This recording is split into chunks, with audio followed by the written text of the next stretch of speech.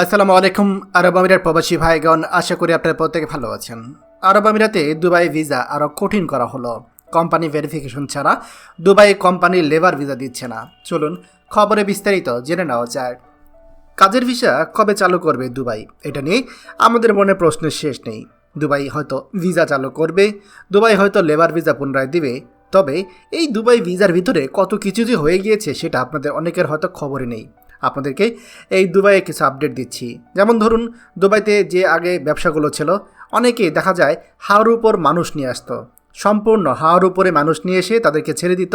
এগুলো কিন্তু অনেক পুরাতন গল্প, বাট এখন দুবাই গভর্নমেন্ট এগুলো একদম ধরে ফেলেছে। তো এখন যারা দুবাইতে লাইসেন্স আছে, যারা বিজনেস আছে, যারা বিজনেস করতেছে, তাদের সবাইকে বলতেছে যে তোমাদের অফিসের ডকুমেন্টগুলো নিয়ে আসো, তোমাদের ব্যাঙ্ক অ্যাকাউন্টের ডকুমেন্ট স্টেটমেন্ট নিয়ে আসো, তোমার অফিসের এগ্রিমেন্ট ইজারি নিয়ে আসো, এছাড়া ক্যাম্প এগ্রিমেন্ট নিয়ে আসো।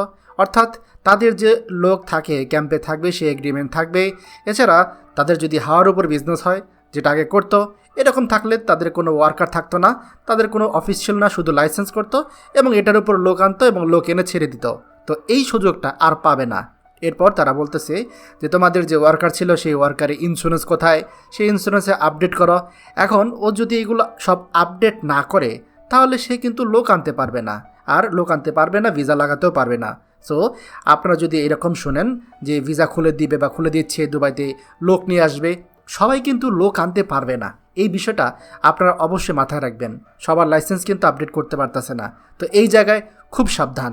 যদি দুবাইতে আসার চেষ্টা করবেন বড় কোম্পানিতে আসার জন্য, কারণ বড় কোম্পানিগুলো প্রজেক্ট ওয়াইজ অ্যাপ্রুভ নেয়। যখন দেখা গেছে একটা বড় প্রজেক্ট আছে, একই সময় তারা সেখানে প্রায় 1500 লোকের একটা অ্যাপ্রুভাল নেয় গভর্নমেন্ট থেকে, তখন গভর্নমেন্ট থেকে এই 1500 ভিসা দেয় এবং এটাতে কোনো ধরনের প্রবলেম হয় না। বাট যারা ছোট ছোট কোম্পানি, এখানে আরেকটা প্রবলেম হচ্ছে যে ধরেন একটা লাইসেন্স করছে, আপনার এখানে একটা কোম্পানি আছে, আপনি ধরেন 20টা লোকের কোটা পাইছেন, 20টা লোক, কিন্তু এই 20টা লোক আপনি বাংলাদেশ থেকে আনতে পারবেন না।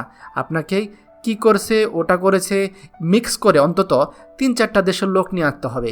আর সেক্ষেত্রে দেখা গেছে যে আপনি 4জন কোটা পেয়েছেন, 4জনে বাংলাদেশি পাইছেন, এখন 4জন আপনার অলরেডি বাংলাদেশি 4-5জন আছে।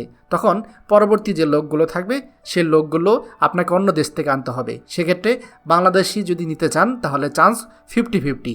তাই কারো কথা শুনেই দুবাইয়ের ভিসার জন্য লাফিয়ে আসবেন না।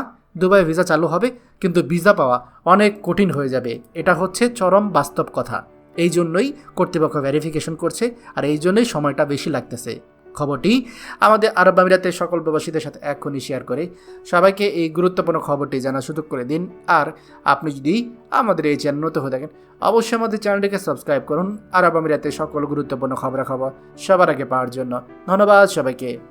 আমাদের সকল ভিডিও আপডেট সবার আগে পেতে আমাদেরকে সাবস্ক্রাইব করুন। সাবস্ক্রাইব করতে সাবস্ক্রাইব বাটনে ক্লিক করুন এবং বেল আইকনটি চাপুন, যাতে আমাদের কোনো লেটেস্ট ভিডিও আপনি মিস না করুন।